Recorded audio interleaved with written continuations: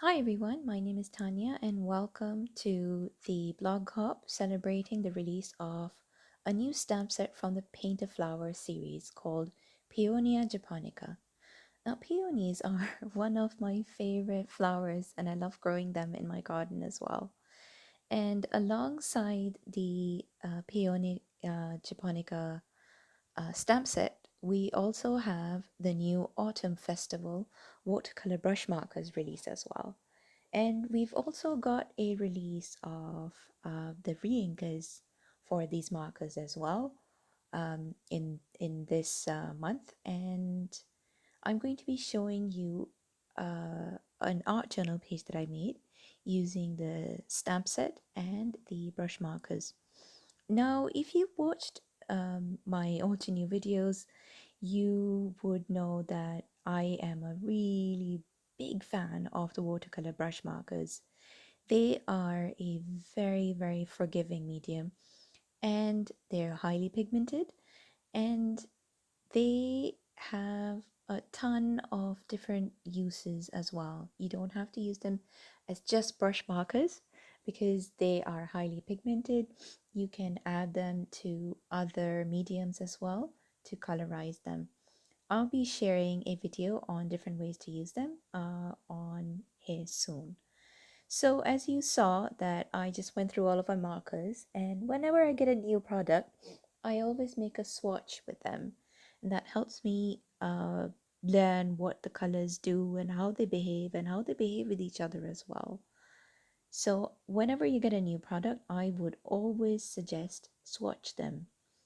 You will learn a lot about their properties and the way they behave. So what I've done is I have stamped the stamp out, the Paeonia Japonica stamp set out with embossing ink, and I have sprinkled some antique gold embossing powder over the image just to know that, just for me to know where I have stamped that image. And I've also stamped that lovely sentiment from the same stamp set as well. And after making sure that the whole image was covered with embossing powder, I am heat setting it. Heat embossing never gets boring for me, and I always find it very fascinating the way the color of especially the metallics changes when you heat set it.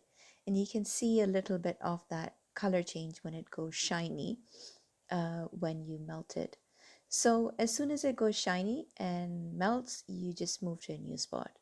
If you overheat your embossing powder, it can sometimes sink into your paper or maybe discolor your paper as well. And that's what you don't really want. So my favorite way to use the brush markers is I like to color with them. And I am no coloring expert, but I just find it so easy to quickly lay down some color onto my stamped image and just quickly blend them out. They just blend so beautifully and easily with each other. I'm using cotton candy and orange cream and a water brush in medium size, which is also by Altenew, to blend the colors out and just to get like an ombre kind of blended out effect. And I'm not really paying too close of an attention to um, where the shading is falling. I am just quickly getting some color down, and I'll do some spotlighting and adjusting afterwards with a different color. I'm doing the same with the leaves as well. So what I'm doing is I am using Mango Smoothie watercolor brush marker, and I'm picking up some just green that I put on a piece of acetate, and I'm using it to get a blended effect with the markers. So what I'm doing is I'm picking up the color and then fading it out with the Mango Smoothie. What I wanted to do with this effect, with this art journal page, was that I wanted a super dark background. Now, if you use watercolor paper, you will get a much smoother finish to your colored background. But for this art journal page, because I'm going for a more distressed effect, and I want, as you'll see what I do towards the end, I'm not bothering too much with completely blending out that color. But like I said, that if you use a watercolor uh, paper, I would suggest using Altenew's watercolor paper. Um, you will be able to blend the colors out much better. So what I'm doing is I'm just quickly laying down the the color, and then along the border, just really carefully outlining the images and just filling it in with the rest of the color. On the barrel of the brush markers, you'll see that there's a part where it says press, and that's where you press to squeeze out or charge the tip of your watercolor brush markers with more color. So now I have blended out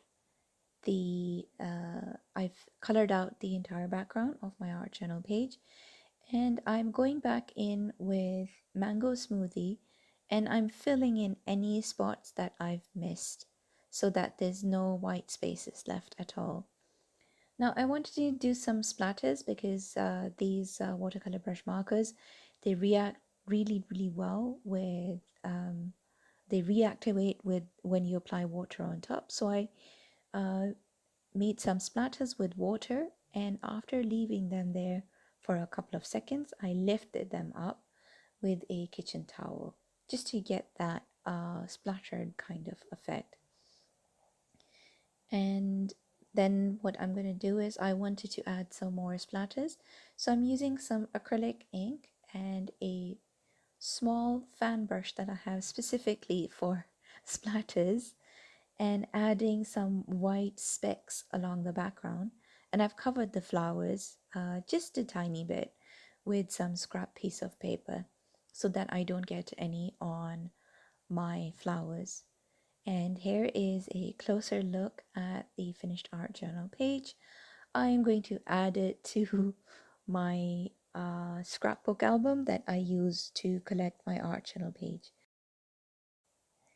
Thank you so much for watching my video. Do visit my blog to take part in the blog hop. Have a wonderful day. Thanks guys. Bye.